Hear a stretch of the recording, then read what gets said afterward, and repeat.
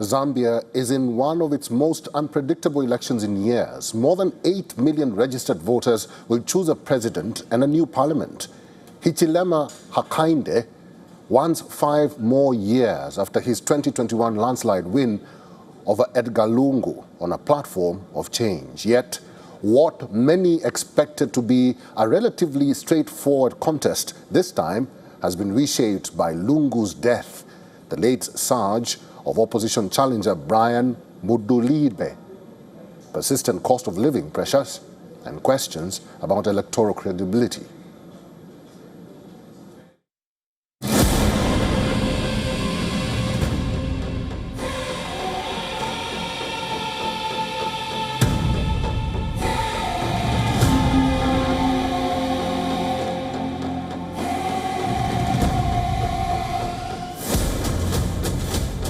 Zambia is gearing up for an election in which President Hakainde Hichilema is seeking a second term and is widely seen as the favorite to win, but may face a strong challenge from the opposition leader Brian Mudulidbe. The vote is shaping up as a referendum on his economic record after he took office in 2021. Inheriting a country reeling from a sovereign debt default. Africa's second-largest copper producer has enjoyed an economic rebound supported by high copper prices after restructuring its debt.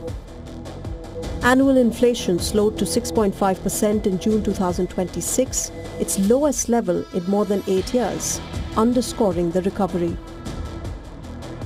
The president is highlighting social programs and economic gains as he campaigns across the country. But he says there is more needed to be done. Although Hichilema benefits from incumbency and improving economic data, analysts say voter concerns over living costs and the strength of the opposition coalition could determine whether he secures victory in the first round. We have done many things, yes, but there's a lot of more work to be done. Are we together? Yes. Life is still challenging. Life is still challenging for a lot of our people. A lot of our families still need a support that is beyond what we are delivering today. The election comes as Zambia seeks to build on an economic recovery, while many voters continue to feel the effects of high living costs and power shortages that have dominated public debate in recent years. At a recent National Reconciliation Party for Unity and Prosperity, or the NRPUP, rally in Lusaka, supporters sang and danced as they gathered behind opposition leader Brian Mudulidbe.